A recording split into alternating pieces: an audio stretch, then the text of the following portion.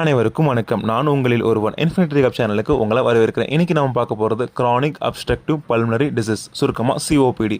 COPD என்பது நீண்ட நாளாக நுரையீரல் அடைப்பு ஏற்பட்டு இருக்கும் நோய். இதில் சுவாசப்பாதை சுருங்கி டேமேஜ் ஆகிறதால சுவாசிக்கவே கஷ்டமாக இருக்கும். இதனால் என்ன நடக்கும்? தொடர் இருமல், மூச்சு திணறல், சளிப்பிடிதல். இது பொதுவாக பல வருடங்களுக்கு நச்சு வாயுக்கள் அல்லது தூசி துகள்களுக்கு எக்ஸ்போஸ் ஆவதால் வருகிறது. இதில் சிகரெட் ஸ்மோக் தான் பிக்கஸ்ட் கல்பிரிட். அதுக்கு அடுத்தது காற்று மாசுபாடு, பணியிடத்தில் வரும் ரசாயன புகைகள். மேலும் ஆல்ஃபா-1 ஆன்டிட்ரிப்சின் டெஃபிஷியன்சி மாதிரி மரபணு குறைபாடு இருந்தாலும் நுரையீரல் அதிகம் பாதிக்கும். சிஓபிடி இரு முக்கிய வகைகளாக பிரிக்கலாம். எம்பசீமா, நுரையீரலில் உள்ள காற்று போய் சுருங்கிவிடும். கிரானிக் பிராங்கைட்டிஸ், பிராங்கியல் டியூப்ஸில் தொடர் வீக்கம் மற்றும் சளி ஏற்படும். நிறைய பேருக்கு இரண்டுமே இருக்கும். சிஓபிடி கியூர் பண்ண முடியாது, ஆனால் சரியான மேனேஜ்மெண்ட் இருந்தால் நீங்கள் நன்றாக உணர முடியும். மேலாண்மைக்கான முதல் மற்றும் முக்கியப்படி புகைப்பிடிப்பதை முழுவதுமாக நிறுத்தணும்.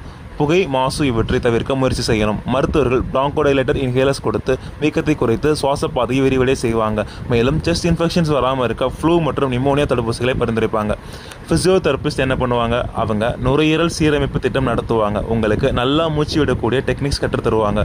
பர்ஷூடு லிப் பிரீத்திங், டயஃப்ரமேட்டிக் பிரீத்திங், இதை பயிற்சி செய்வதன் மூலமாக பதட்டம் மற்றும் மூச்சு திணறல் கட்டுப்படுத்தலாம். அதே மாதிரி ஹஃபிங் அண்ட் ப்ராப்பர் காஃபிங் டெக்னிக்ஸ் கற்றுத் தருவாங்க. இதனால் சளி சுலபமாக நீங்கும். செஸ்ட் ஃபிசியோதெரப்பியில் பெர்கஷன்ஸ், வைப்ரேஷன்ஸ் மாதிரியான டெக்னிக்ஸ் யூஸ் பண்ணி ஃப்ளம் லூசன் பண்ணுவாங்க. அதுக்கப்புறம் நீங்கள் இருமி சளியை வெளியேற்றலாம். மேலும் ஸ்டமினா பில்ட் பண்ண வாக்கிங், சைக்கிளிங் போன்ற ஏரோபிக் ஆக்டிவிட்டீஸ், கை மற்றும் கால்களின் பலத்தை அதிகப்படுத்துவதற்கான உடற்பயிற்சிகள். ஏன்னா வலுவான தசைக்கு குறைவான ஆக்சிஜனை தேவைப்படும். அதனால் டெய்லி டாஸ்க் செய்யும்போது நீங்கள் சோர்ந்து போகாமல் இருப்பீங்க. சிஓபிடி பேஷண்ட்ஸ் சுலபமாக மூச்சு விட, குறைவாக இருமல், முறையான ஃபிசியோதெரப்பி மற்றும் வீட்டிலேயே தொடர் உடற்பயிற்சி மிக மிக அவசியம். இது செய்வதன் மூலம் உடல் எனர்ஜி மற்றும் கான்ஃபிடன்ஸ் இரண்டுமே மீண்டும் கிடைக்கும். இதுபோல் மேலும் தகவலை தெரிந்து கொள்வதற்கு இன்றைய சேனல் லைக் பண்ணுங்கள், கமெண்ட் பண்ணுங்கள், ஷேர் பண்ணுங்கள், சப்ஸ்கிரைப் பண்ணுங்கள். நன்றி. முக்கியமாக புகைப்பிடிக்கும் பழக்கம் இருந்தால் இன்றைய விட்டுடுங்க.